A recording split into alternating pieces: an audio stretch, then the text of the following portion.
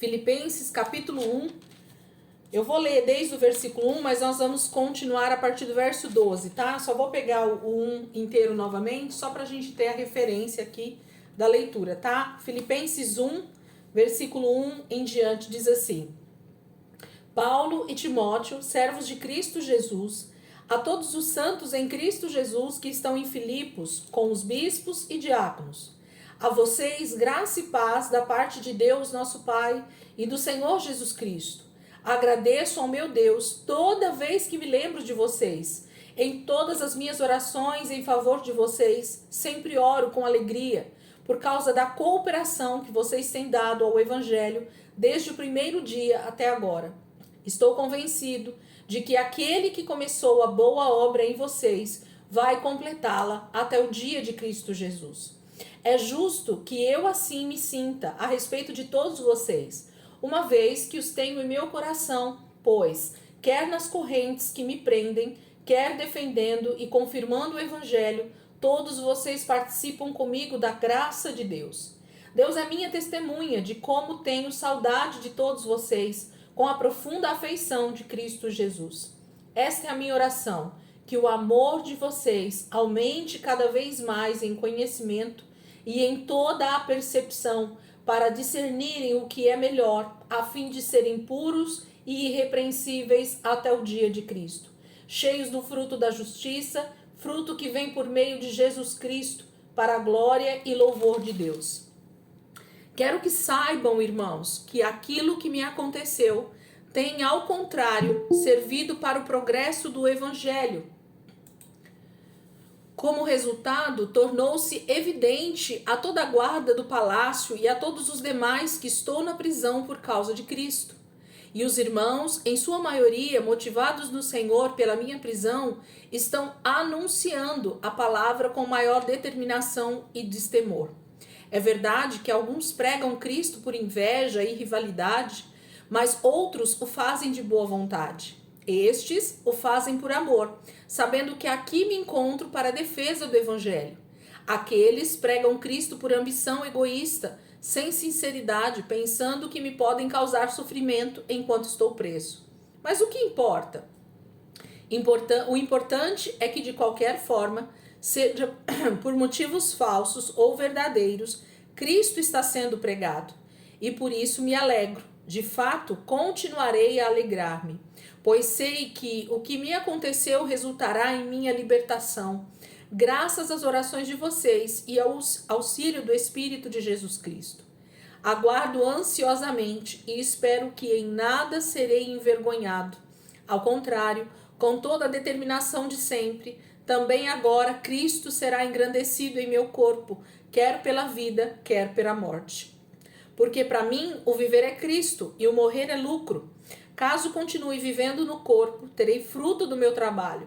E já não sei o que escolher. Estou pressionado dos dois lados.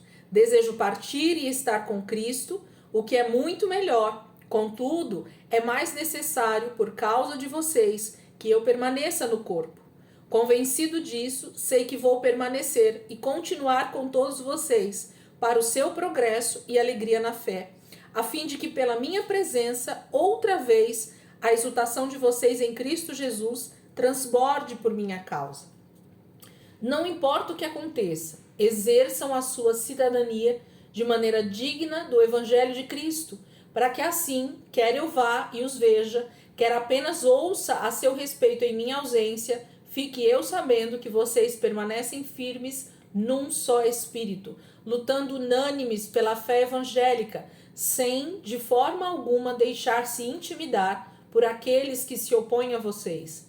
Para eles, isso é sinal de destruição, mas para vocês, de salvação, e isso da parte de Deus, pois a vocês foi dado o privilégio de não apenas crer em Cristo, mas também de sofrer por Ele, já que estão passando pelo mesmo combate que me viram enfrentar e agora ouvem que ainda enfrento. Então nós vamos dar continuidade a partir do versículo 12, né? Porque Paulo começa a carta agradecendo aos irmãos pela cooperação, pela alegria que ele tem, né, neles, e por tudo que Deus está fazendo ali em Filipe e ao redor de Filipe, né?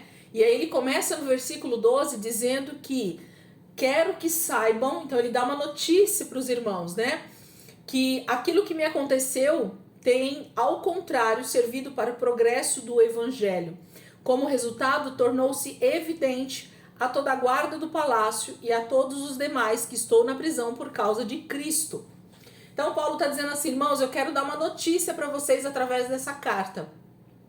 Que a minha prisão, ele diz o que me aconteceu, ele está falando da prisão dele, né? Ele foi preso, está preso, e ele diz que o que aconteceu com ele, que é a sua prisão, tem servido, na verdade, de um real testemunho, de que todo o palácio, toda a guarda do palácio, todas as pessoas que têm ouvido essa notícia de que Paulo de Tarso está preso, é por causa de Cristo, é por causa do evangelho. Então, quando ele vai falar isso, ele está dizendo assim, eu estou dando uma notícia para vocês de que o que me aconteceu tem servido para ambas as coisas que vocês têm visto acontecer. E aí ele começa a falar sobre qual é o resultado da prisão dele, qual é o resultado dessa situação que está acontecendo com Paulo, que é a sua prisão. Ele diz então o que vai acontecer, o que tem na verdade acontecido, e ele começa a contar para os irmãos aqui na carta. Ele diz no versículo 14, e os irmãos, em sua maioria, motivados no Senhor pela minha prisão, estão anunciando a palavra com maior determinação e destemor. Então ele fala assim, a minha prisão durante esses anos já, porque não faz pouco tempo que Paulo está preso, nesse momento já fazia algum tempo, a prisão de Paulo só tem trazido ainda mais notícias e o evangelho se alastrando. E ele diz, os irmãos estão determinados e destemidos. Eu peguei.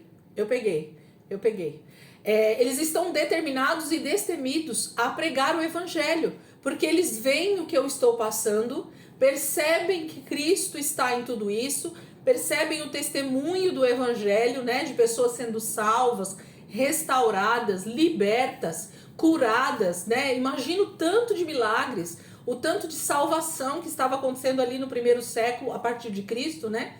E com a pregação do evangelho nessas cidades, pessoas sendo alcançadas, o evangelho se expandindo, gente. Eu falo que se Paulo vivesse no século 21, com toda a tecnologia que nós temos hoje no século 21, Paulo ganharia o mundo para o Senhor Jesus. Porque ele não perdia uma só oportunidade de escrever, de falar, de testemunhar, de ser ativo naquilo que ele podia ser com o evangelho. Então, qualquer oportunidade que dessem para Paulo, ele estava ali falando do amor de Deus, do evangelho da cruz, do evangelho da volta de Jesus, né? Então, ele estava ali pregando o evangelho sempre que lhe era dado a oportunidade. E não estava sendo diferente na prisão, a gente já sabe muito bem disso, né? Paulo, mesmo dentro de cadeias, ele estava o tempo inteiro evangelizando alguém. Seja um guarda, seja os reis, né? Os governantes daquela época, pelas cidades que ele passava, eles sempre chamavam Paulo, né? Para testemunhar, e ali ele falava do evangelho e falava do amor de Deus para aqueles homens, para aquelas autoridades, e com certeza Deus alcançou muitos deles. Eu não tenho dúvidas disso. O evangelho na vida de Paulo realmente foi uma bomba atômica, né, para o primeiro século. A gente não tem dúvida disso. E ele diz que os irmãos estão então determinados e destemidos, né, sem medo, pregando o evangelho. Só que ele vai falar uma outra coisa a partir do versículo 15. Prestem atenção comigo agora o que Paulo vai dizer. Ele diz assim, ó, é verdade que alguns pregam Cristo por inveja e rivalidade, mas outros o fazem de boa vontade. Estes quem? Os primeiros que ele está falando, os que pregam por inveja e por rivalidade, ó. Versículo 16. Estes o fazem por amor, perdão, os de baixo, né? Os que fazem de boa vontade. Estes o fazem por amor, sabendo que aqui me encontro para a defesa do evangelho. Eu vou parar aqui para vocês entenderem. Os que estão pregando de boa vontade, em amor, eles sabem que Paulo está na prisão por causa da defesa do evangelho. E essa defesa, gente, não tem a ver com defender Deus, não tem a ver com defender Cristo. Não é isso que Paulo fazia, não é essa defesa que ele está falando. A palavra usada aqui no grego é a palavra apologeu ou apologia, tá? Então o que Paulo estava fazendo era defendendo o evangelho. Quando alguém tentava criar uma falsa religião, falar de falsos deuses, falar de um falso evangelho, o que Paulo fazia era usar da apologética. O que é apologética, gente? Não sei se alguém já ouviu esse termo dentro do nosso contexto cristão. O que é a apologética? A apologética nada mais é alguém que estuda textos bíblicos para refutar falsas religiões, falsos profetas, falsos pregadores, outras religiões. Então são pessoas que focam os seus estudos em olhar para o texto bíblico e extrair do texto bíblico todos os textos que fazem então o rebate, né? A defesa que Paulo está falando aqui, a apologia a respeito do evangelho. Então, de que forma que a gente refuta, de que forma a gente defende o evangelho de Deus hoje a respeito de uma falsa religião? Você tem que ter os textos corretos, uma teologia correta para refutar um falso ensino, gente. Não adianta chegar para uma pessoa de uma outra religião, de um falso ensino, de uma falsa religião e simplesmente falar Jesus te ama e ele está aqui para te salvar porque senão você vai para o inferno. Isso não é defesa do evangelho. Você precisa conhecer muito bem a palavra de Deus. A palavra fala manejar muito bem, né? Essa palavra para que você tenha os textos corretos para dizer aonde é que Deus fala sobre a vida de Cristo, sobre a volta de Jesus, sobre o que é o evangelho. Quando as pessoas reduzem o evangelho a Jesus morreu na cruz pelos nossos pecados e ressuscitou ao terceiro dia, isso é um evangelho reduzido, porque o evangelho não é só isso. As boas novas do evangelho, ou o evangelho que é as boas novas, não é só que Cristo veio ao mundo, morreu e ressuscitou. Não, não. O evangelho continua, né?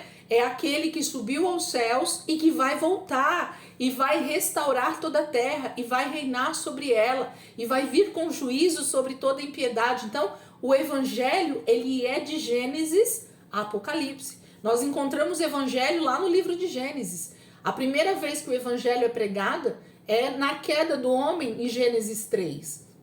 Ali o próprio Deus prega o evangelho para a humanidade, de que haveria um que pisaria a cabeça da serpente, que a descendência dele seria contra a descendência da mulher. Então, o próprio Deus já está pregando o evangelho desde Gênesis 3. Então, se eu não conheço o evangelho por completo, eu acabo fazendo uma defesa do evangelho, às vezes reduzida ou até errônea, que é o que acontece em muitos casos com alguns cristãos que não estudam a palavra, que não buscam o entendimento do texto bíblico e sai soltando as suas defesas do evangelho segundo os seus próprios princípios, seus próprios padrões e vai falando besteira. Tem gente que começa a falar defendendo o cristianismo e as pessoas, na verdade, ao invés de serem convencidas pelo Espírito Santo, elas pegam até mais raiva, né, do cristianismo, porque as pessoas são,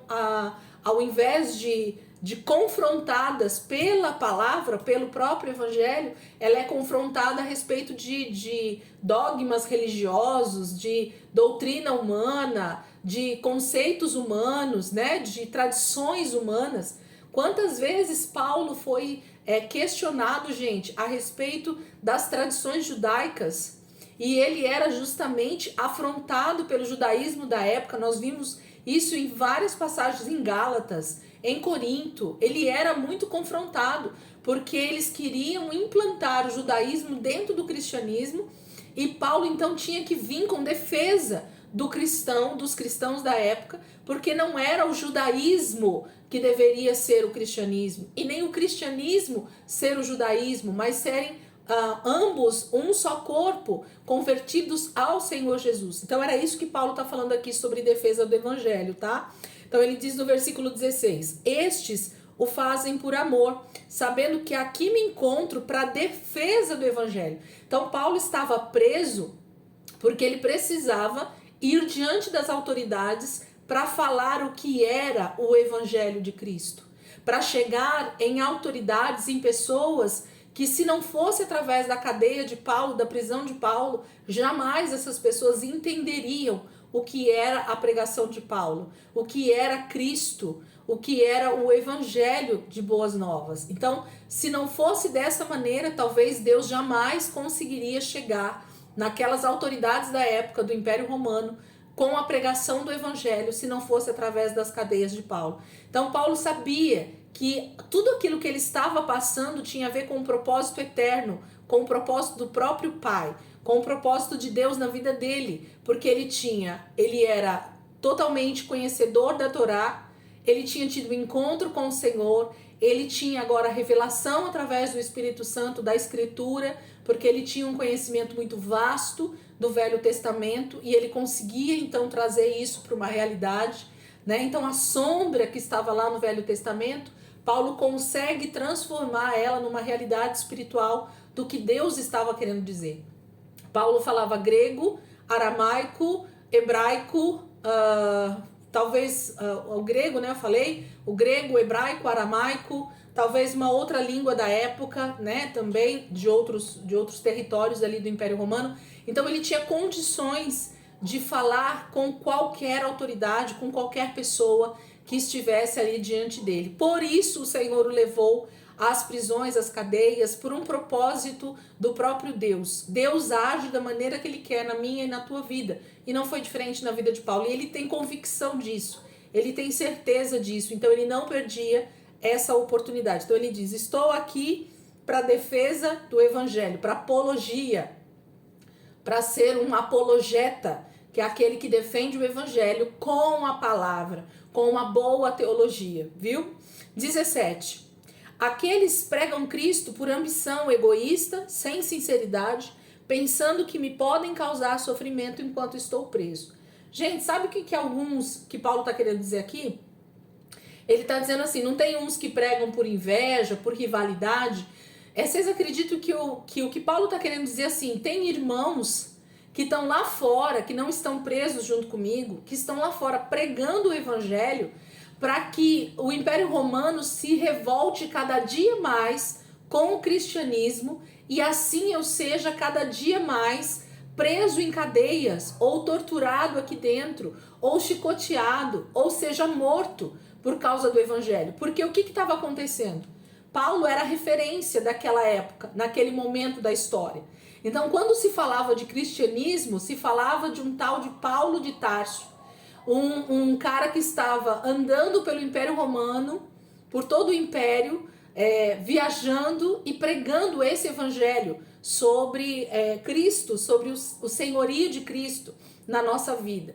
Então, quando as pessoas continuavam pregando nas ruas o evangelho, tinha uns que estavam ali para prejudicar Paulo na prisão, para pregar o evangelho dizendo assim, eu estou fazendo isso aqui por causa daquele cara que está aí dentro da prisão, ele que me instigou a pregar, ele está mandando eu pregar isso, então por isso que eu prego.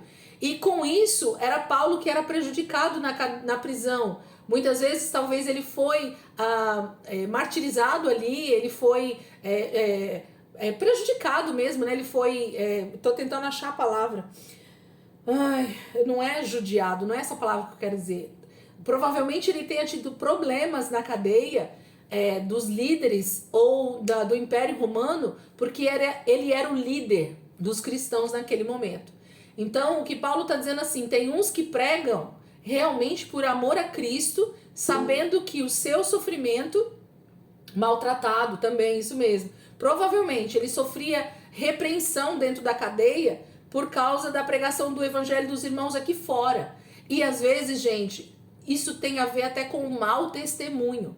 Vocês concordam comigo que tem gente que prega o evangelho e traz tanto mau testemunho para o nosso meio cristão que as pessoas, elas nos têm como, por exemplo, pessoas que roubam, né? Ou pessoas que são maus pagadores e são cristãos, estão aí pregando o evangelho. Tem gente que nos rotulam como também maus pagadores por causa dessa pessoa.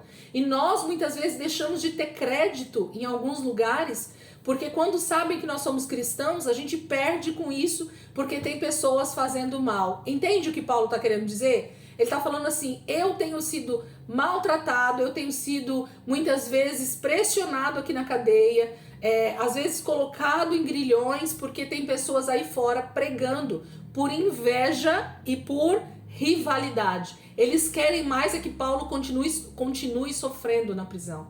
Então, na verdade, eles querem o mal de Paulo, desse líder, e não o bem. Então, ainda que o evangelho estava sendo pregado, né? Cristo estava sendo pregado, só o Senhor é quem vai saber qual era o coração desses homens. Mas Paulo diz isso porque provavelmente ele estava sofrendo retaliação por causa de alguns pregadores, por causa de algumas pessoas que estavam fazendo do evangelho um mercado, fazendo do evangelho algazarra, fazendo do evangelho patifaria, né? E com isso ele sofria retaliação lá na prisão. Por isso que ele está dizendo isso. Aí ele diz no versículo 18, mas que importa? O importante é que de qualquer forma, seja por motivos falsos ou verdadeiros, Cristo está sendo pregado e por isso me alegro. O que Paulo está dizendo eu quero que o nome de Jesus seja pregado mesmo. Seja para vergonha de alguns, infelizmente, ou seja para um testemunho fiel de alguns, né? Então não importa se essas pessoas têm um coração maldoso ou se tem um coração realmente voltado para Deus. O que importa é que Cristo esteja pregado. Então, gente, eu acredito que Paulo está falando de rivalidade entre cristãos que achavam que eram melhores do que Paulo ou que realmente queriam prejudicar Paulo. É disso que Paulo está falando. A alegria dele vai além. Por isso que a carta fala muito sobre alegria. Paulo está dizendo, ainda que eu estou preso em cadeias, estou sendo pressionado, estou sendo maltratado, estou sendo escarnecido aqui dentro. Importa é que o evangelho esteja avançando na boca de pessoas falsas ou na boca de pessoas verdadeiras. É disso que Paulo está dizendo aqui para nós. Ele diz assim, versículo 18, né? Mas que me importa? O importante é que de qualquer forma, seja por motivos falsos ou verdadeiros, Cristo está sendo pregado. E por isso me alegro. De fato, continuarei a alegrar-me. Então, que Cristo seja pregado. Versículo 19. Pois sei que o que me aconteceu resultará em minha libertação, graças às orações de vocês e ao auxílio do Espírito de Jesus Cristo. Aguardo ansiosamente e espero que em nada serei envergonhado. Ao contrário, com toda a determinação de sempre, também agora Cristo será engrandecido em meu corpo, quer pela vida, quer pela morte. Porque para mim, o viver é Cristo e o morrer é lucro. Sabe o que Paulo está dizendo aqui, gente, para nós? Paulo está dizendo assim, gente, se eu continuar vivo, eu vou continuar pregando o evangelho, quer dentro da prisão ou quer fora, se me soltarem, eu vou continuar as minhas viagens missionárias, eu vou continuar evangelizando as vidas, eu vou continuar falando do amor de Deus, eu vou continuar ensinando as igrejas. Então, Cristo vai ser glorificado através da minha vida se eu continuar vivendo. Mas se eu também morrer, eu sei que eu vou estar com Deus, eu vou estar com Cristo e o nome do Senhor também vai ser glorificado por causa da ressurreição dos mortos. Gente, eles tinham um entendimento tão claro da volta de Cristo que o que Paulo está dizendo assim, eu tanto vou dar glória a Deus, ou o nome de Deus vai ser glorificado, tanto através da minha vida vivo, como da minha vida morto, porém ressurreto. Vamos voltar no texto para vocês verem o que Paulo está falando, é isso? Olha só o que ele fala, 19. Pois sei que o que me aconteceu resultará em minha libertação. Ele está falando de morte, gente. Ainda que ele esteja preso e que ele seja condenado à morte, isso vai ser para ele libertação. Por quê? graças às orações de vocês e ao auxílio do Espírito de Jesus Cristo, que ele permaneceu fiel, certo? Paulo pedia muito oração por si mesmo, para que os irmãos continuassem orando por ele, para que ele não desfalecesse, para que ele não desanimasse, para que ele não perdesse a fé, e com certeza a intercessão da Igreja de Cristo do primeiro século fortaleceu Paulo na prisão. Isso a gente não tem dúvidas, né? De que o Senhor foi na vida de Paulo, na vida de outros discípulos, de outros apóstolos, por causa da intercessão da igreja. Então ele está dizendo, por causa de vocês, eu estou aqui nesse momento, fiel ao Senhor, com a minha vida íntegra no Senhor, entendendo sobre quem é Cristo na minha vida, e não importa se vivo ou se morto, eu vou glorificar ao Senhor. Aí ele diz no versículo 20, aguardo ansiosamente e espero que em nada serei envergonhado. Então ele está aguardando o resultado para a vida dele, ou de morte, e ele quer ser então engrandecido nisso com a ressurreição dos mortos, ou em vida, que ele seja liberto da prisão para continuar pregando o evangelho, certo? Ele está dizendo, aguardo ansiosamente e espero que em nada eu serei envergonhado. Eu não vou ser envergonhado nem se eu for solto, porque eu vou ser liberto e a minha humilhação vai acabar de estar preso, né? Que não é fácil, mas também se me matarem, eu não vou ser envergonhado, porque eu vou estar com o Senhor, eu estou salvo, e isso é o que me importa, e eu vou ressuscitar naquele grande dia. Então havia uma convicção no espírito de Paulo a respeito de salvação, a respeito de ressurreição, de vida eterna. E esse é o espírito que precisa estar em nós, convicto. O nosso espírito precisa ter essa convicção. Essa era a alegria de Paulo, gente. A alegria de Paulo não tem nada a ver com alegria externa, não tem nada a ver com um sorriso no rosto, não tem nada a ver com festejar simplesmente por estar sendo perseguido por amor a Cristo, mas tem a ver com um gozo no espírito, com uma alegria que vem de dentro para fora realmente, daquilo que Deus estava fazendo na vida dele. É disso que Paulo está falando, é disso que Paulo está se alegrando, ok? Aí ele diz assim, ó, eu vou voltar no 20. Aguardo ansiosamente e espero que em nada serei envergonhado. Ao contrário, com toda a determinação de sempre, também agora Cristo será engrandecido em meu corpo. O corpo, por isso que ele está falando de ressurreição. Ele está falando que o corpo dele vai ser para a glória de Deus. Em que sentido? Ó, quer pela vida ou quer pela morte. Se ele estiver vivo, ele vai glorificar o Senhor, continuando pregando o evangelho, certo? Em vida. Mas e se ele morrer? Ele também vai continuar glorificando a Deus, porque ele vai ressuscitar naquele grande dia. Então Paulo está confiante a respeito ou da vida ou da morte. Tanto faz. Para ele não faz diferença alguma. Para Paulo não faz diferença. Mas ele continua dizendo por que então ele prefere a vida. Não por causa dele, porque ele tem convicção das duas coisas. Aí ele diz assim, ó, 21, porque para mim o viver é Cristo. Esse versículo é um chavão, né, gente? Por que ele diz isso? Porque para mim o viver é Cristo. Se nós estamos vivos, o que nós devemos ser? Mortos para nós mesmos, certo? Porque você não está mortificado com Cristo na cruz? Então o viver é Cristo. Então eu não vivo mais para mim. Eu não vivo mais para as minhas vontades. Eu não vivo mais para os meus desejos próprios. É isso que Paulo está falando. E ele vai falar um pouco mais sobre isso lá na frente. Entende o que Paulo está dizendo? Ó, porque para mim o viver, estar vivo, é Cristo. Então eu não vivo mais, eu não faço minha vontade. Eu já morri, ó, faz tempo lá na cruz, quando eu tive o encontro com o Senhor. Eu já estou crucificado com Cristo. Não tem vida para o cristão, gente.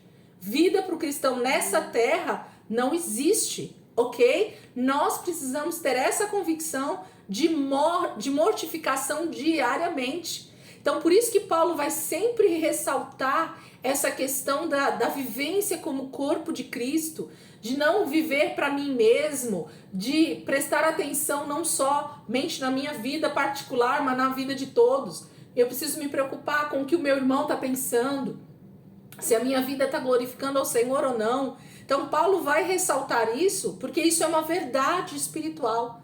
Porque o viver é Cristo. Não sou eu quem vivo, mas é Cristo que vive em mim. Então a minha vontade, já foi. Eu não tenho vontade própria mais. Não vivo para mim mesmo. Então, porque para mim o viver é Cristo e o morrer é lucro. Porque aí acaba esse tempo e nós já estamos aguardando a ressurreição dos mortos. Então, a morte para o justo, ela é muito mais lucrativa do que a vida nessa terra. Convivendo com a opressão maligna, convivendo com a tentação do pecado. Então, não que a gente deva, ficar pedindo a morte, não é disso que Paulo também está dizendo. Mas ele está dizendo que diante da opressão do inimigo, do maligno, nós como cristãos precisamos declarar com a nossa boca de que nós não nos importamos, quer na vida, quer na morte, o importante é estar em Cristo. Isso basta, e isso é suficiente, e isso é o que nos alegra. Fazer a vontade do Pai, fazer a vontade do Senhor Jesus aqui nessa terra, pregar o evangelho de boa vontade, para que mais pessoas sejam salvas junto conosco. Aí ele diz no 22, caso continue vivendo no corpo vivo, terei fruto do meu trabalho. Mais vidas vão sendo alcançadas, os frutos vão aparecendo do meu trabalho, certo? E já não sei o que escolher. Estou pressionado dos dois lados. Olha o que Paulo está dizendo. Espiritualmente ele diz, eu quero estar com o Senhor. Mas no corpo dele, na mente dele, ele diz, não, eu quero ficar vivo porque eu quero continuar pregando o evangelho. E já não sei o que escolher. 23. Estou pressionado dos dois lados. Desejo partir e estar com Cristo, o que é muito melhor. Contudo, é mais necessário, por causa de vocês, que eu permaneça no corpo. Então, a convicção de Paulo é que, assim, precisa de pessoas que estejam dispostas a ensinar os novos convertidos, a edificar o corpo de Cristo, a pregar o evangelho ainda para muitos irmãos, a acrescentar na fé dos outros, a ser participantes desse sofrimento nessa terra, até que Jesus volte. Então, há um anseio do verdadeiro cristão de realmente permanecer vivo o máximo possível para acrescentar algo em outras vidas, para ser o canal de Deus para outras vidas. E isso Paulo tinha total convicção. Eu sou um servo de Cristo. Enquanto eu estiver vivo, eu vou viver em função do evangelho. Eu não vou viver para mim mesmo, eu vou viver para o plano de Deus para minha vida. Então, quer fazendo uma coisa ou quer outra, eu vou estar em Cristo. E é isso que ele diz, Versículo 25. Convencido disso, eu sei que vou permanecer e continuar com todos vocês, para o seu progresso e alegria na fé, a fim de que, pela minha presença, outra vez, a exultação de vocês em Cristo Jesus transborde por minha causa.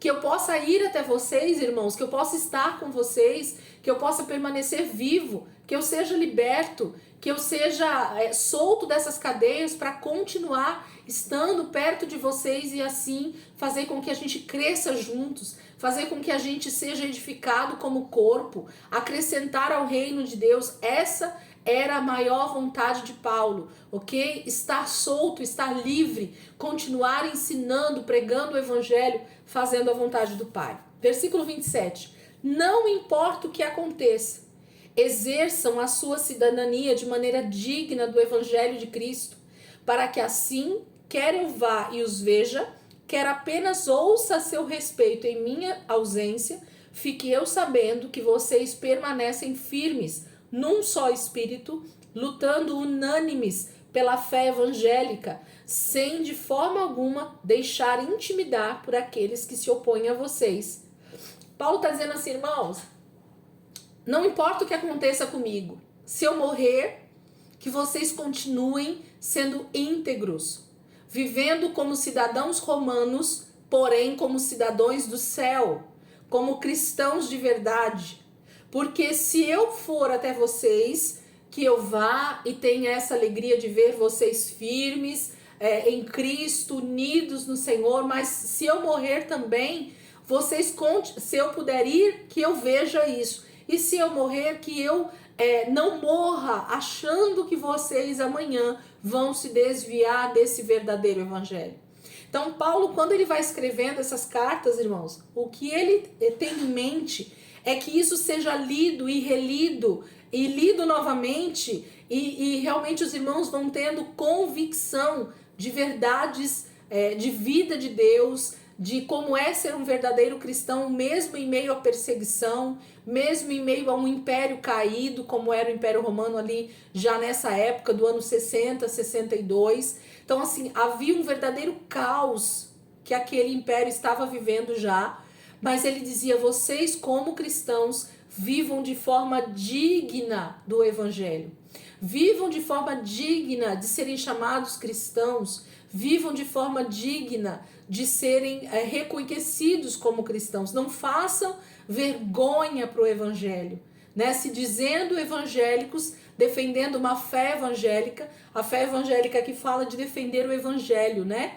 O evangélica aqui tem a ver com aquele que prega o evangelho de Cristo. É isso que fala da fé evangélica aqui. Então Paulo teme pela vergonha que o evangelho possa sofrer por causa de mau testemunho. Então ele enfatiza isso para os irmãos, vivam de modo digno do evangelho, mesmo em meio ao Império Romano. Sejam cidadãos romanos, mas saibam que vocês são cidadãos do céu.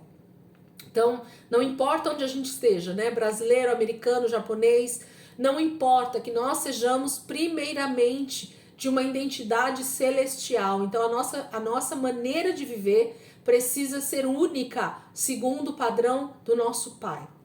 Aí ele diz no versículo 29. É isso, né? Finalzinho do versículo 28. Para eles, isso é sinal de destruição, mas para vocês de salvação. E isso da parte de Deus. Pois a vocês foi dado o privilégio de não apenas crer em Cristo, mas também de sofrer por Ele, já que estão passando pelo mesmo combate que me viram enfrentar e agora ouvem que ainda enfrento. Gente, a perseguição, tá? Paulo não está falando de outra coisa a não ser a perseguição por ser cristão. Então, essa época é a época que nós vamos começar a viver, que vai anteceder a volta de Cristo. E as cartas de Paulo, elas são tão atuais para nós como foi para esse povo no primeiro século, ok? Nós precisamos ler e meditar nessas cartas, porque elas falam de verdades espirituais que em qualquer momento da história da igreja, seja no primeiro século, seja no quarto século, seja no sexto século, seja na época da Reforma Protestante, seja no século 18, 19, em qualquer época, a mesma coisa era lida e o mesmo entendimento se tinha. Diante de uma perseguição por você ser cristão, se posicione, porque para essas pessoas que estão perseguindo você, elas estão te destruindo se elas te matarem. É isso que Paulo está dizendo. Mas para nós isso não é destruição, mas vida.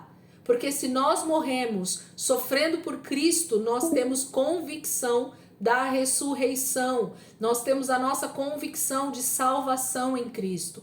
Então, para nós não importa viver ou sofrer e morrer com Cristo. Com Ele, nós teremos a vitória da mesma forma no final. Porque na ressurreição dos mortos nós estaremos com Cristo, ok? E a vida eterna com o Senhor é o principal para nós. Capítulo 2. Podemos seguir? Tudo bem até aí? Tudo certo? Nada resolvido? Podemos? Capítulo 2. Capítulo 2. Diz assim: se por estarmos em Cristo nós temos alguma motivação, alguma exortação de amor, alguma comunhão no Espírito, alguma profunda afeição e compaixão, completem a minha alegria, tendo o mesmo modo de pensar, o mesmo amor, um só Espírito e uma só atitude. Nada façam por ambição egoísta ou por vaidade, mas humildemente considerem os outros superiores a vocês mesmos.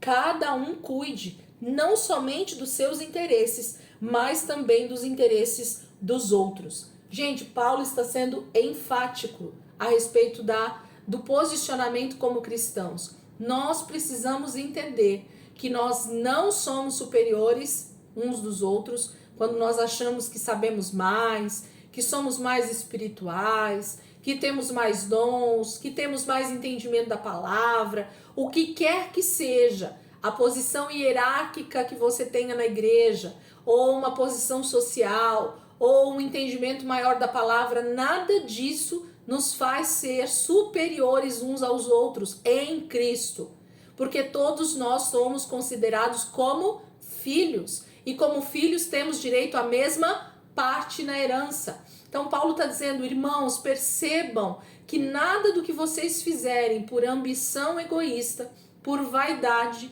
vai adiantar de alguma forma no reino de Deus.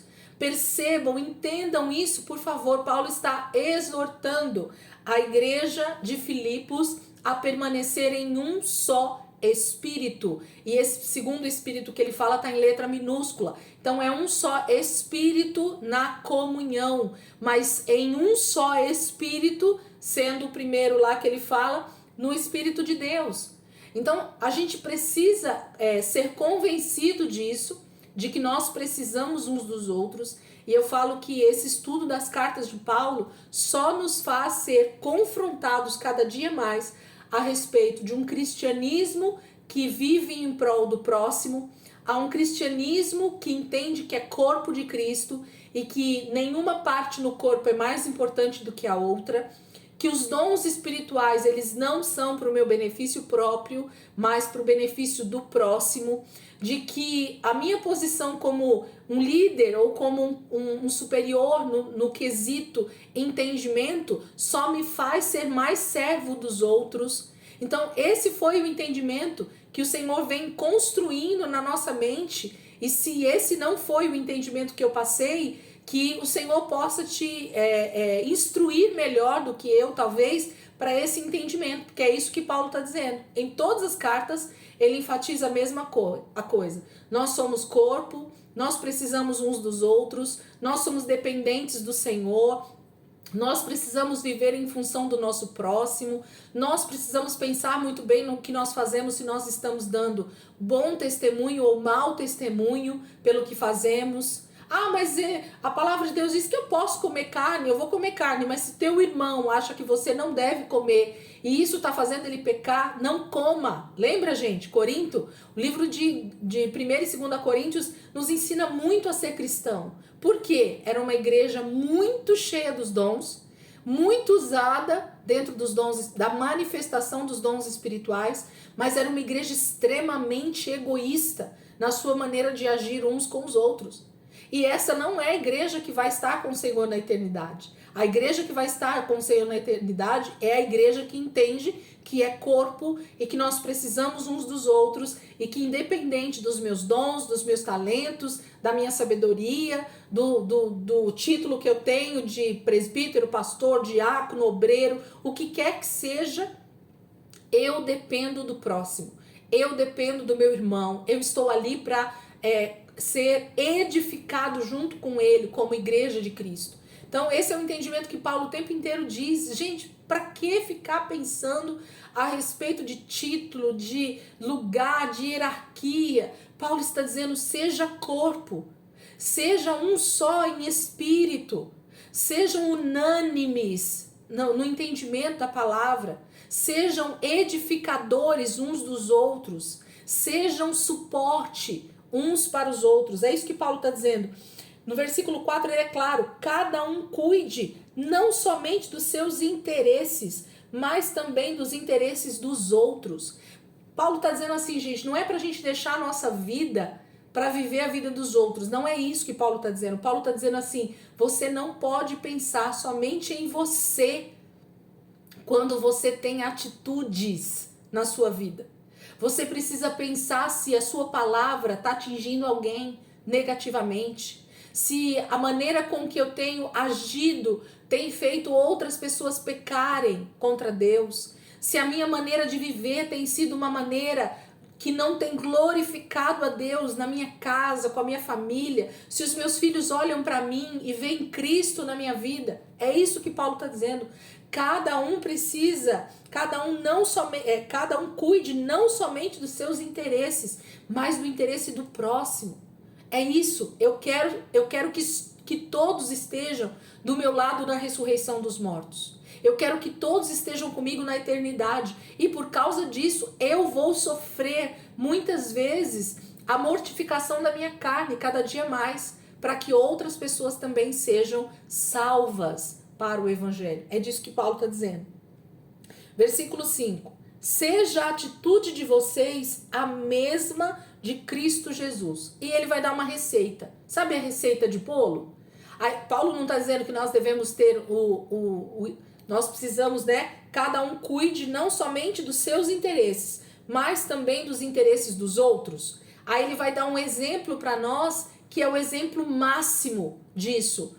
Cada um cuide não somente dos seus interesses, mas também dos interesses dos outros. Aí olha a receita de bolo que ele dá.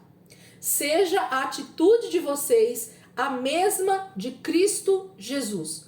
Qual foi a atitude de Cristo Jesus? Ele começa a falar, versículo 6, que embora sendo Deus, não considerou que o ser igual a Deus era algo a que devia se apegar. Porque Jesus precisaria ter vindo, gente, para morrer por mim e por você?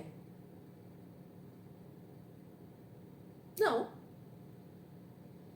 Ele não precisava, né? Quer falar alguma coisa, Soninha?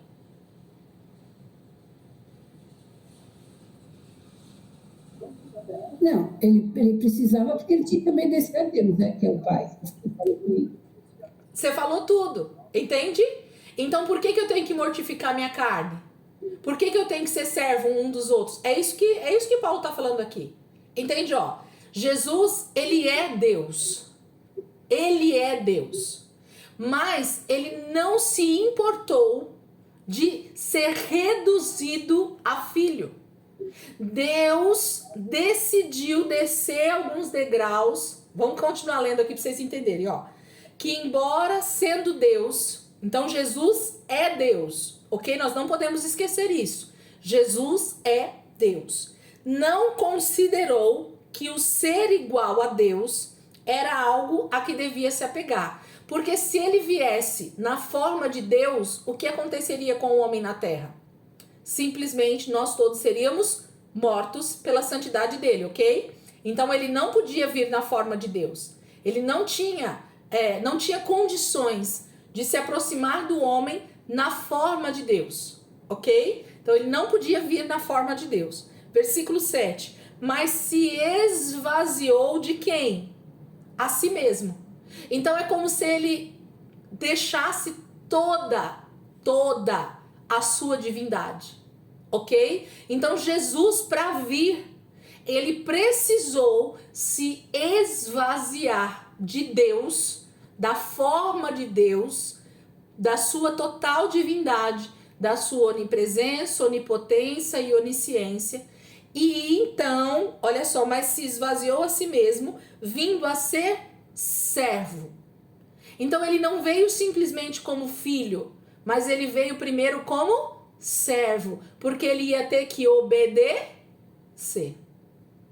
Porque como filho, simplesmente, ele podia dizer, pai, acho que eu não quero não. E o pai acataria a atitude do filho? O que vocês acham? Se seu filho não quer fazer algo ruim, você acha bom ou acha ruim? Nós como pais, acha bom, né? Você vai querer que seu filho se machuque por causa de outra pessoa? Tem alguém ali para ser atropelado na sua frente agora e você sabe disso. Aí você fala assim, filho, vai lá e entra ali na frente do carro daquele rapaz e tira ali da frente e deixa você ser atropelado. Você ia querer fazer isso? Não. Então, se Jesus viesse como filho, simplesmente, ainda que ele veio, ó, entenda o que eu tô querendo dizer. Ele não veio como filho simplesmente, mas ele veio como servo. Por quê? Mas esvaziou-se a si mesmo, vindo a ser servo, tornando-se semelhante aos homens. Então o que nós devemos ser, gente? Servos. É isso, ok? Então a semelhança de Cristo, a primeira semelhança que nós precisamos ter é que ainda que nós somos filhos, nós não somos filhos de Deus agora porque aceitamos Jesus? Sim, mas é nessa atitude que nós devemos viver nessa terra, por enquanto? Não. É na semelhança de servo, obedientes. Versículo 8. E sendo encontrado em forma humana, humilhou-se a si mesmo e foi obediente até a morte e morte de cruz. Gente, esse humilhou-se não tem a ver com humilhação que a gente tem como entendimento, ok?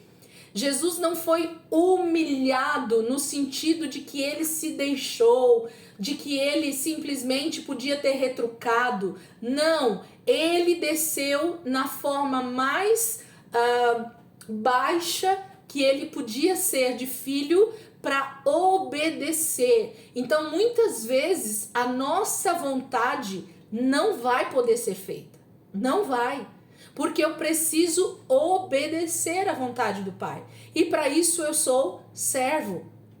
Lembra quando eu sempre falo nas aulas de que nós aceitamos Jesus como... Como que é a frase? Aceita Jesus como Senhor e Salvador. Então, qual é a nossa primeira aceitação de Cristo? Quando nós aceitamos Cristo, o que é que nós estamos aceitando então? Ser servo. Ele é o nosso Senhor. Então, o que Ele mandar eu fazer, eu preciso obedecer. Ainda que não seja a minha vontade, ainda que não esteja de acordo com os meus interesses pessoais, ainda que faça com que eu me humilhe. Você acha que Paulo não estava humilhado na prisão, gente? Mas cabia a ele ser servo, obedecer, porque era a única maneira naquele momento da história que Deus poderia ser glorificado através da vida de Paulo, ser visto através da vida de Paulo nos palácios, preso. E aí, quem é que quer ser servo? Fala aí, Soninha. Então, se Paulo não tivesse sido preso, hoje nós não teríamos essas cartas escritas até hoje.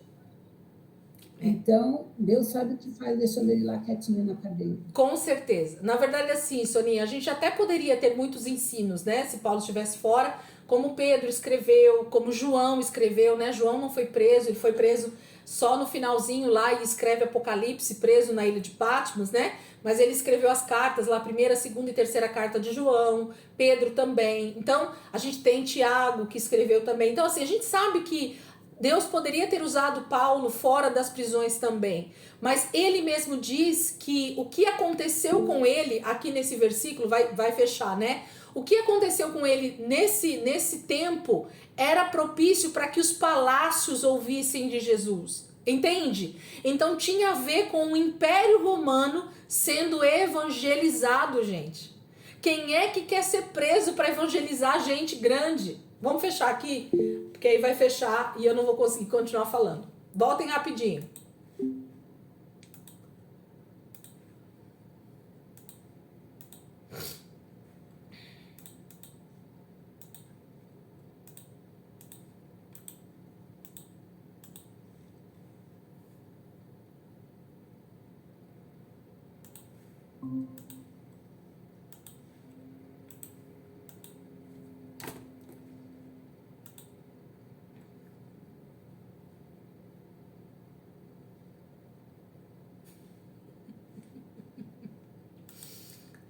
Jesus.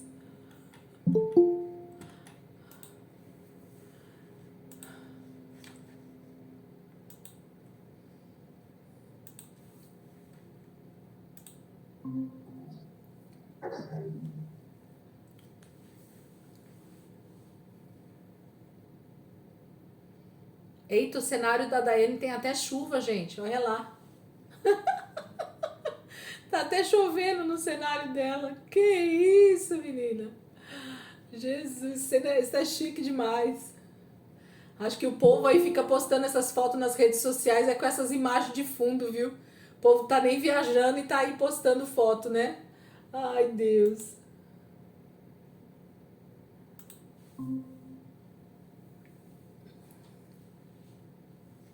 Vamos lá, gente? Acho que tá todo mundo aí, né? Vamos lá. Entendem? Então, assim, as prisões de Paulo, elas têm mais a ver com a obediência ao Senhor, no propósito que Deus tinha naquele momento, do que outra coisa, né? Paulo obedece realmente de tal maneira que ele então consegue escrever isso aqui para nós, dizendo que Cristo é o nosso maior exemplo do que é ser servo. E a gente então precisa entender essa questão da servidão, porque o grande problema da igreja em geral, isso desde o primeiro século, é não entender que nós temos um Senhor acima de nós. E que esse Senhor tem propósitos específicos para a minha vida e para a sua vida.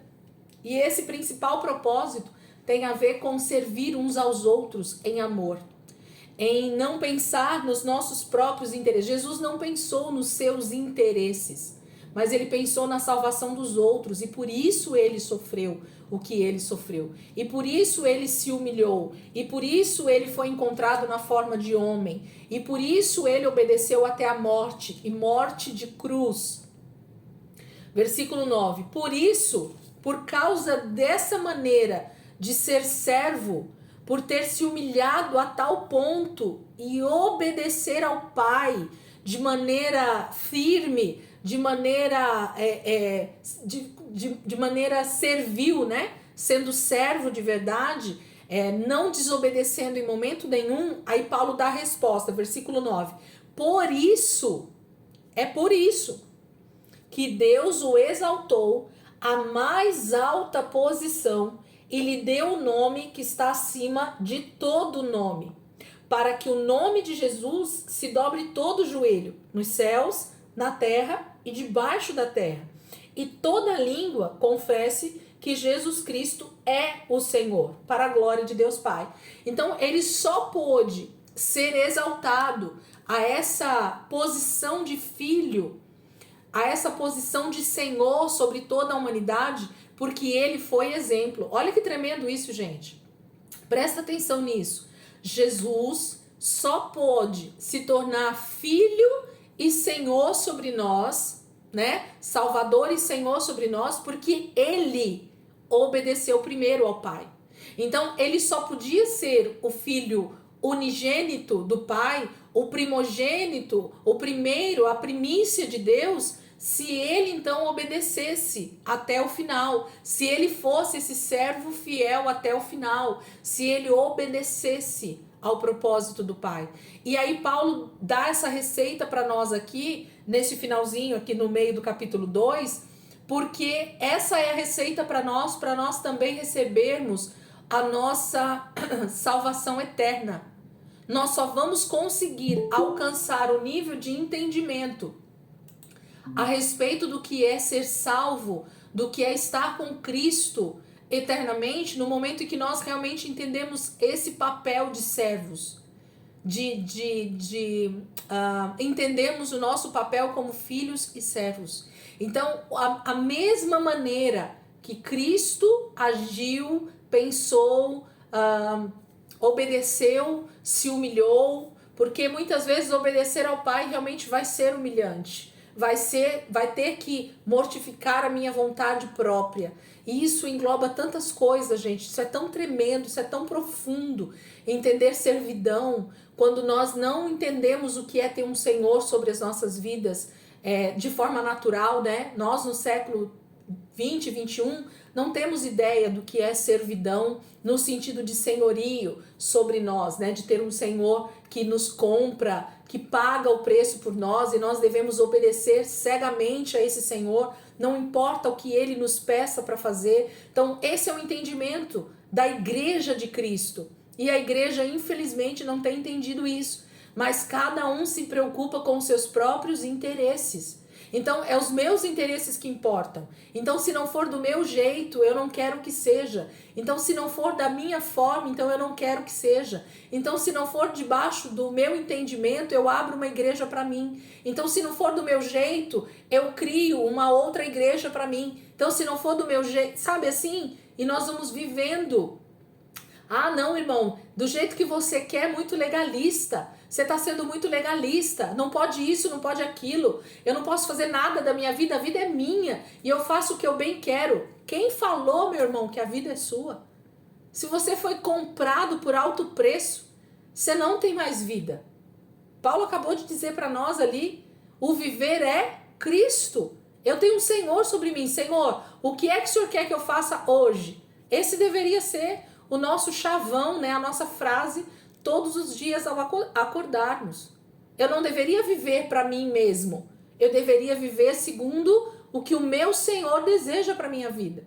E esse deveria ser o nosso papel, como filhos e como servos. Mas nós precisamos entrar nesse entendimento e o Senhor está aqui justamente nos ensinando, nos levando a entender os textos para que a gente caminhe dentro desse entendimento, um pouquinho cada dia. Versículo 12. Assim, meus amados, como sempre vocês obedeceram, não apenas na minha presença, porém muito mais agora na minha ausência. Ponham em ação a salvação de vocês com temor e tremor, pois é Deus quem efetua em vocês tanto o querer quanto o realizar, de acordo com a boa vontade dele. Vou terminar o capítulo 2 e a gente volta falando. Façam tudo sem queixas nem discussões, para que venham a tornar-se puros e irrepreensíveis, filhos de Deus, inculpáveis no meio de uma geração corrompida e depravada, na qual vocês brilham como estrelas no universo, retendo firmemente a palavra da vida. Assim, no dia de Cristo, eu me orgulharei de não ter corrido nem me esforçado inutilmente. Contudo, mesmo que eu esteja sendo derramado como oferta de bebida sobre o serviço que provém da fé que vocês têm, o sacrifício que oferecem a Deus, estou alegre e me regozijo com todos vocês. Estejam vocês também alegres e regozijem-se comigo. Espero no Senhor Jesus enviar Timóteo brevemente, para que eu também me sinta animado quando receber notícias de vocês. Não tenho ninguém que, como ele, tenha interesse sincero pelo bem-estar de vocês, pois todos buscam os seus próprios interesses e não os de Jesus Cristo. Mas vocês sabem que Timóteo foi aprovado, porque serviu comigo no trabalho do Evangelho como um filho ao lado de seu pai. Portanto, é ele quem espero enviar tão logo me certifique da minha situação, confiando no Senhor, que em breve também poderei ir. Contudo, penso que será necessário enviar de volta a vocês Epafrodito, meu irmão, cooperador e companheiro de lutas, mensageiros que vocês enviaram para atender às minhas necessidades, pois ele tem saudade de todos vocês e está angustiado porque ficaram sabendo que ele estava doente. De fato, ficou doente e quase morreu, mas Deus teve misericórdia dele, e não somente dele, mas também de mim, para que eu não tivesse tristeza sobre tristeza. Por isso, logo o enviarei, para que quando o virem novamente, fiquem alegres e eu tenha menos tristeza. E peço que vocês o recebam no Senhor com grande alegria e honrem homens como este, porque ele quase morreu por amor à causa de Cristo, arriscando a vida para suprir a ajuda que vocês não me podiam dar. Quando ele fala aqui no finalzinho sobre Timóteo e sobre Epafrodito, eu vou só falar porque a gente terminou com esse trecho, né? E depois eu volto pro versículo 12. Ele está falando, primeiro, que ele quer enviar Timóteo para dar suporte à igreja lá em Filipos, ok? É um servo fiel, alguém que realmente não tem buscado os seus próprios interesses. Paulo vai elogiar esse discípulo chamado Timóteo, que realmente cumpriu o seu chamado, estava cumprindo o seu chamado, obediente, fiel, não buscando os seus próprios interesses. Então, quando Paulo diz que cada um, no versículo 4, cada um cuide não somente dos seus interesses, mas também do interesse dos outros, estava falando daquele que tem chamado para o ministério, daquele que tem chamado para a evangelização, daquele que tem chamado para algo a mais na obra do Senhor, esteja disposto. Mas isso a gente sabe que não é só para alguns. Todos nós temos o chamado de ser um evangelista, um anunciador de boas novas. Mas Paulo está elogiando Timóteo nesse aspecto, de que Timóteo, independente de ter vontades, de ter desejos na vida dele, de ter sonhos e projetos, ele estava muito mais interessado em servir o corpo de Cristo fielmente do que os seus próprios interesses. Irmãos, essa galera aqui, a partir do ano 60, 65, eles tinham tanta convicção da volta de Cristo que muitos deles realmente estavam deixando tudo em favor da igreja, em favor da pregação do evangelho, de que mais pessoas fossem salvas no Império Romano, principalmente, por causa da volta de Jesus. Então nós que somos os últimos, provavelmente a última geração para a volta de Cristo, que é o que a gente percebe que está para vir aí a volta de Cristo, nós precisamos ter esse mesmo desejo, esse mesmo anseio de sermos esses que evangeliza de forma muito mais intencional, de forma muito mais dedicada, de forma muito mais de edificar o corpo de Cristo para a volta de Jesus, do que buscar os nossos próprios interesses. Nós precisamos entrar num entendimento de menos eu e mais nós, de menos meus próprios interesses e mais os interesses de Cristo, menos de mim e mais do meu Senhor, menos, sabe assim, a gente precisa orar por isso, dizer, Senhor, eu preciso entender esses princípios que a palavra de Deus está dizendo, eu preciso entender o chamado que o Senhor tem para o individual, né, que é o nosso relacionamento do quarto, da intimidade, mas eu também preciso entender esse chamado para sair, esse chamado do id, esse chamado de estar aonde Cristo quer que eu esteja falando dele. Então, nós como igreja precisamos pensar mais no nós do que no eu. Por quê? Porque quando eu penso no eu, é onde eu estou pensando nos meus próprios interesses. E Paulo então vai elogiar Timóteo e dizer que ele está querendo enviar Timóteo lá para Filipos, para dar suporte para esses irmãos, para levar notícias de Paulo, para levar mais ensino, para estar discipulando aqueles irmãos, para estar fortalecendo os irmãos em Cristo e a respeito de Paulo.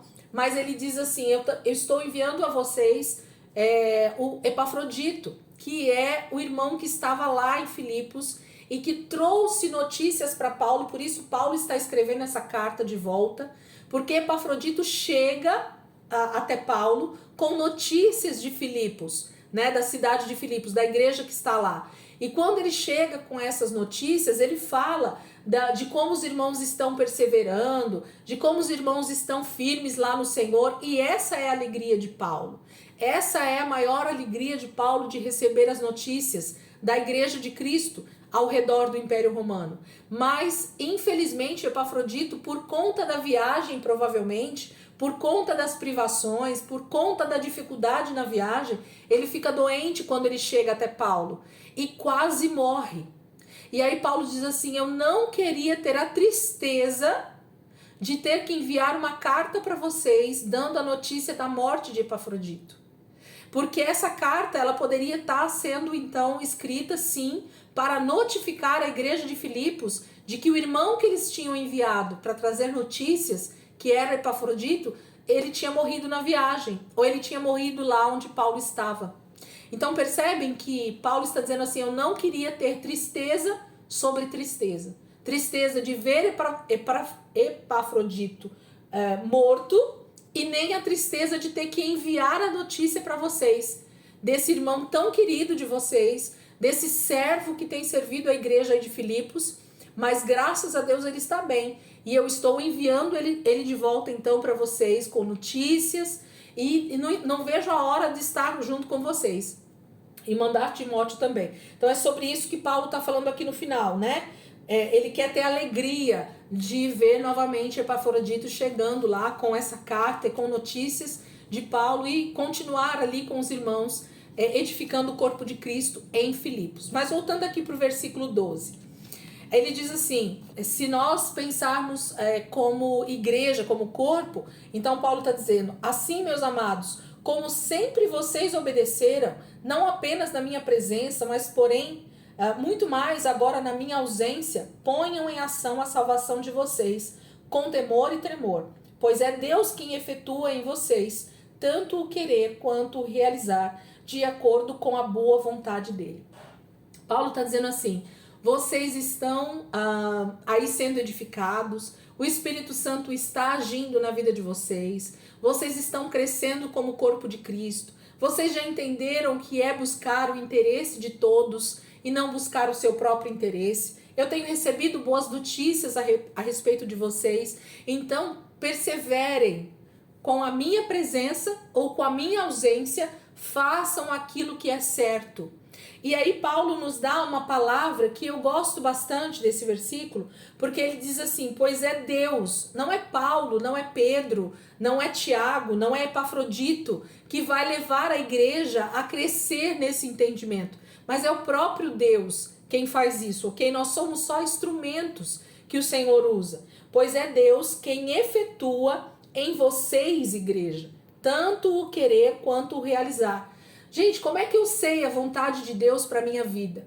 Quando eu estou num relacionamento com o Senhor diário, quando eu busco o Senhor na minha vida diariamente, quando eu tenho contato com a palavra, quando eu estou em oração, quando a minha vida está diante do Senhor diariamente, não há outra maneira a não ser o Espírito Santo colocar sementes do desejo do Senhor para a minha vida.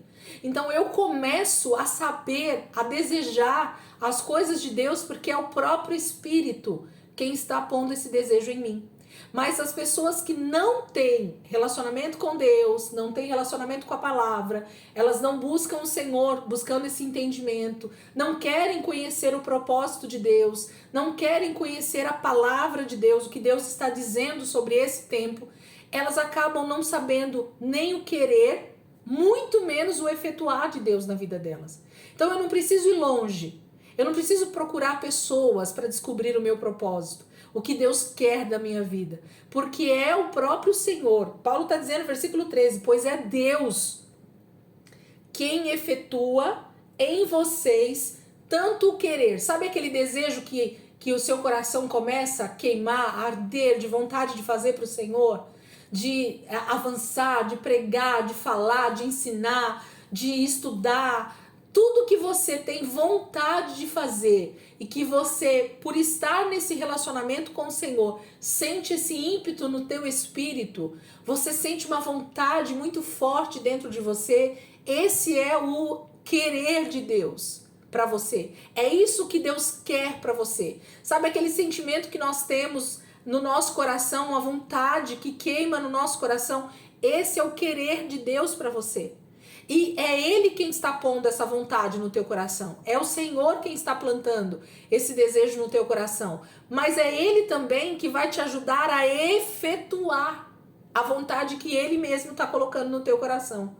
Então nada do que nós fazemos no reino de Deus tem a ver com a nossa própria vontade, porque essa vontade é plantada pelo próprio Senhor, o querer vem dele e o efetuar também vem dele.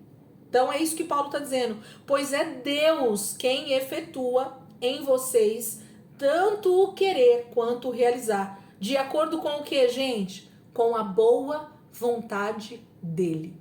A vontade de Deus é boa, perfeita e agradável. Não é isso que Paulo também diz aos Romanos?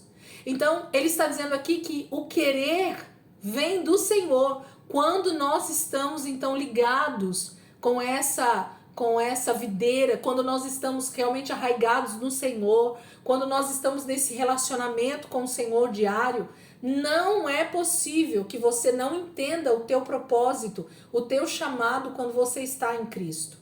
Agora, se você não tem vida com Deus, se você não está buscando o Senhor, se você não lê a palavra para entender o tempo que nós estamos vivendo, então sim, você não vai saber nem o querer, muito menos o efetuar do Senhor na sua vida. E aí nós ficamos perdidos, sem saber qual é o meu propósito, sem saber a vontade de Deus para minha vida, quando na verdade a vontade de Deus ela está explícita na palavra, né?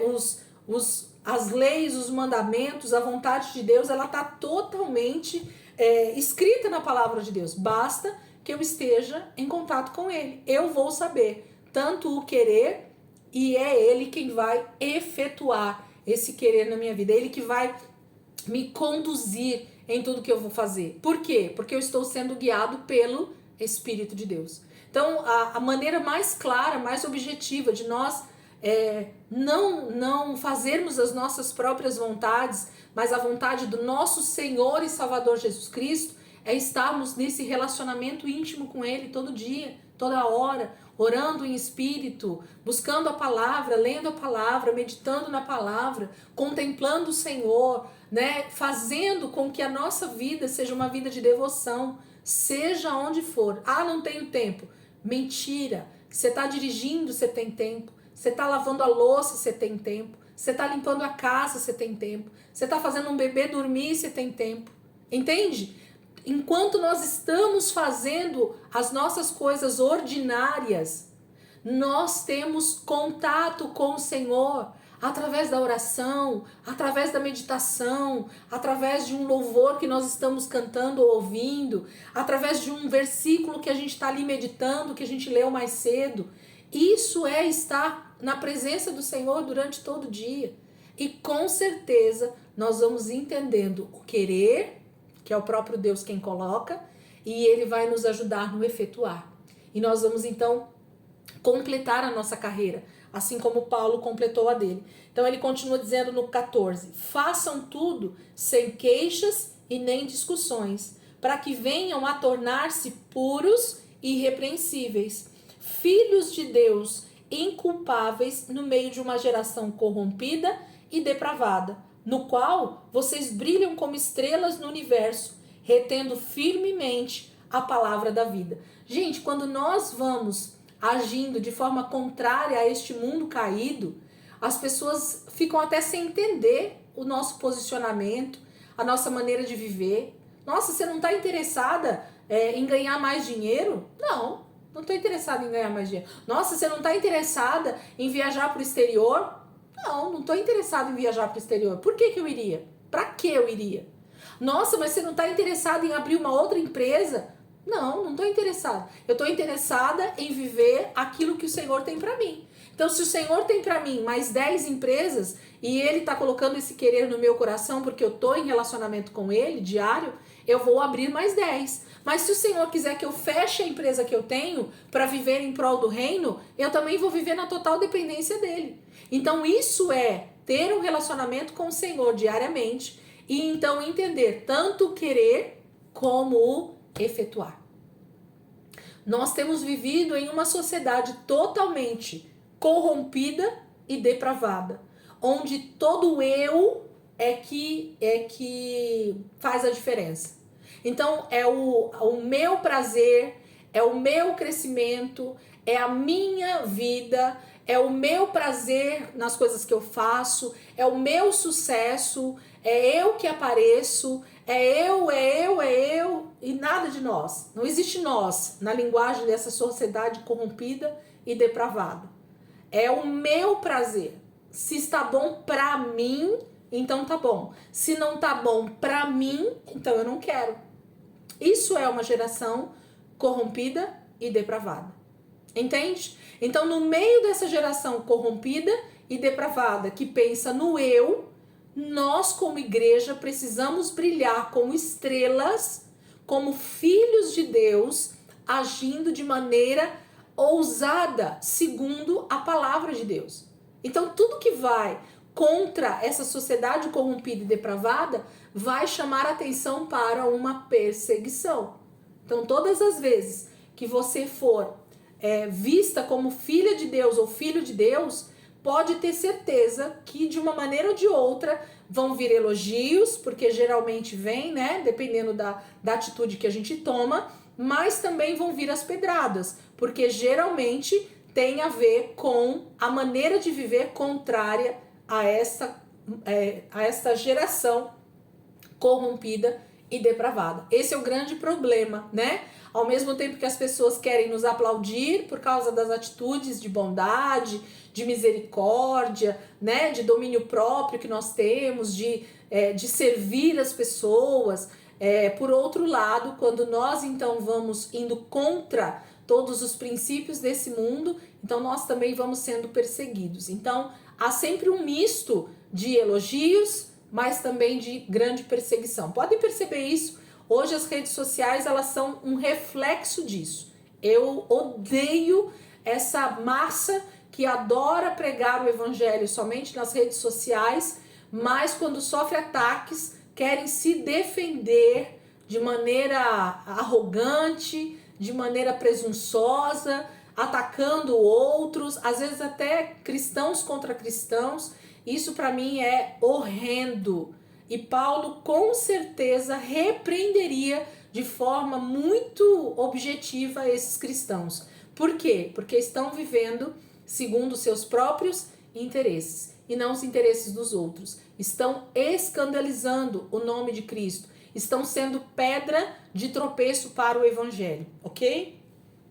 Então ele termina falando, né, sobre isso, e aí ele entra: assim, no dia de Cristo, eu me orgulharei de não ter corrido, nem me esforçado inutilmente. Contudo, mesmo que eu esteja sendo derramado como oferta de bebida sobre o serviço que provém da fé que vocês têm, o sacrifício que oferecem a Deus, estou alegre e me regozijo com todos vocês. Estejam vocês também alegres e regozijem-se comigo. Paulo está dizendo assim, irmãos, que eu não esteja sofrendo pelo evangelho de Cristo, preso em cadeias, humilhado, né, passando privações à toa, mas que vocês realmente vivam de forma digna, que nós possamos nos alegrar juntos na ressurreição dos mortos, que nós possamos estar unidos nesse mesmo propósito, que vocês possam correr também a carreira de vocês, assim como eu tenho corrido a minha,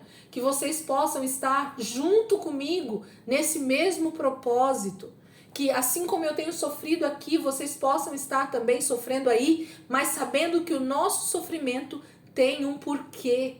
Nós não estamos sofrendo por qualquer coisa, mas nós estamos sofrendo em prol de Cristo, do evangelho, da propagação da verdade, da restauração de toda a terra, da ressurreição daqueles que crerem em Cristo.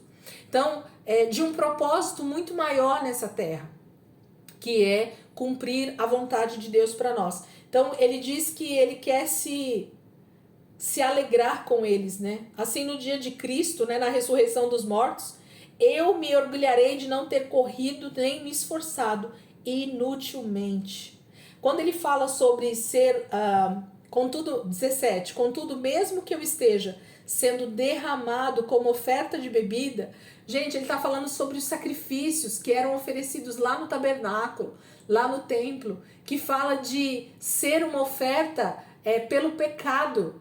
Então ele está se comparando aos sofrimentos que ele está vivendo em prol de pecadores, em prol de pessoas que iriam para o inferno, mas Paulo está se colocando no lugar dessas... Olha que tremendo isso, gente. Sofrer pelo evangelho é estar se colocando no lugar de outros para sofrer, para ser humilhado, mas que as pessoas sejam salvas.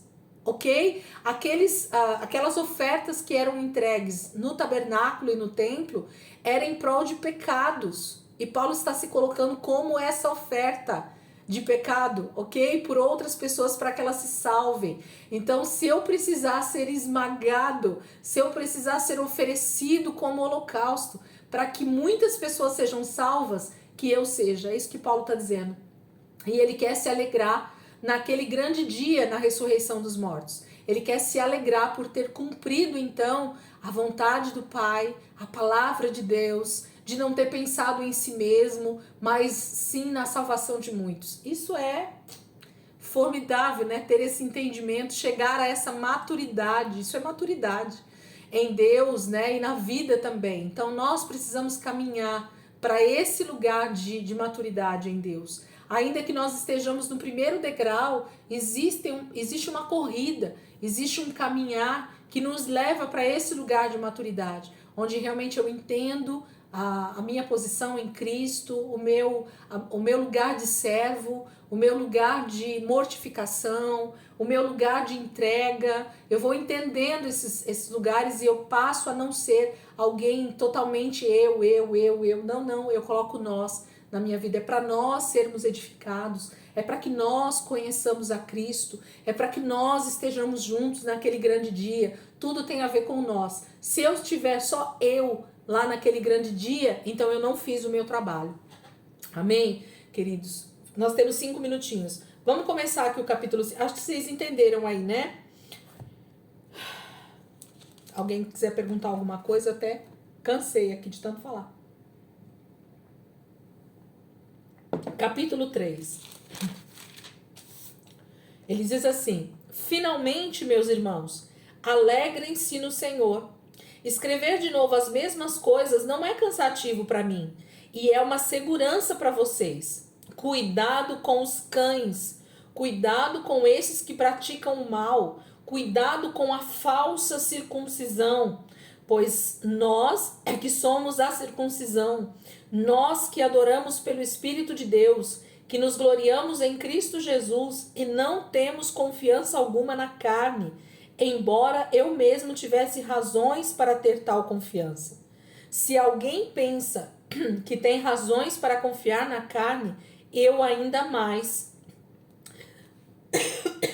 Circuncidado no 8º dia de vida, pertencente ao povo de Israel, à tribo de Benjamim, verdadeiro hebreu, quanto à lei, fariseu, quanto ao zelo, perseguidor da igreja, quanto à justiça que há na lei, irrepreensível.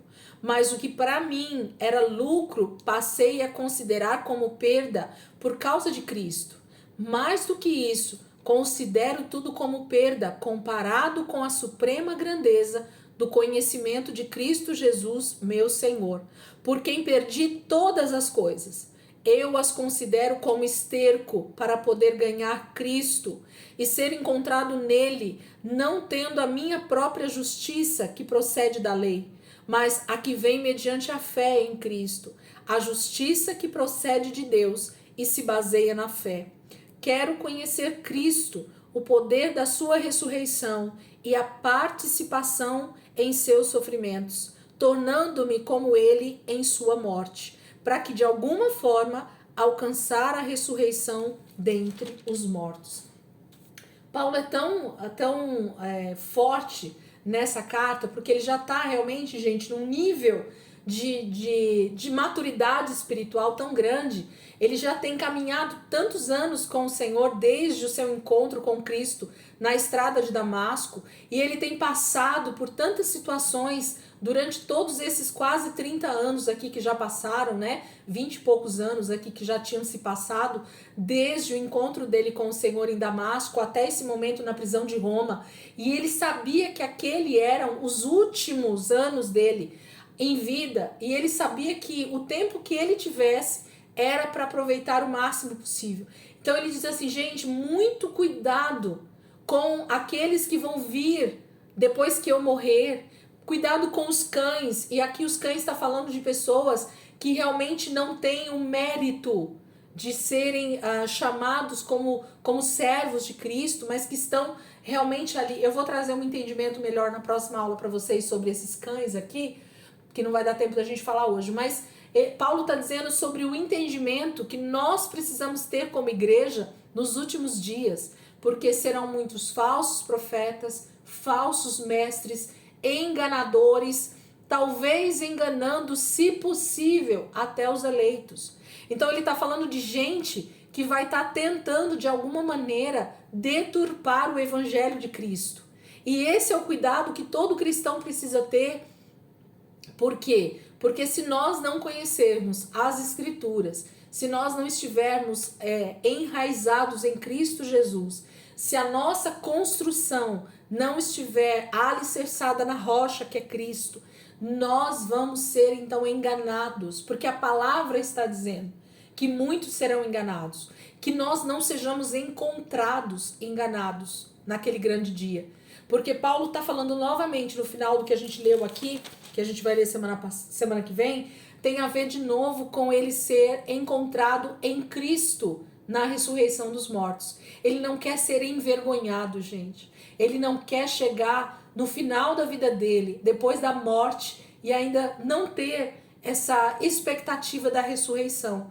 Então, estar debaixo da vontade de Deus, estar de forma irrepreensível para Paulo, faz toda a diferença, porque a eternidade é o que realmente conta para nós. Não essa vida aqui, de 70, 80, 90 anos. Aqui nós estamos por um propósito de salvação de vidas. Deus nos colocou nesse mundo para conhecermos Ele e então levarmos mais pessoas a também conhecê-lo. Esse é o principal propósito do ser humano na Terra. O primeiro é se relacionar com Deus e conhecê-lo como Pai, como Senhor, como Salvador. E em segundo plano, evangelizar o máximo possível de pessoas para que essas pessoas também sejam encontradas no Senhor. Amém? Semana que vem a gente vai voltar para esse texto aqui, começar aqui do capítulo 3, porque tem bastante coisa aqui para a gente falar.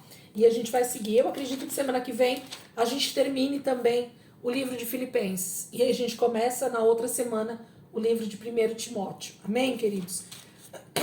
Vamos orar para a gente terminar? Pastor ou Soninha, querem orar aí para a gente poder terminar, por favor? Só para dar um help aqui para vocês. Amém.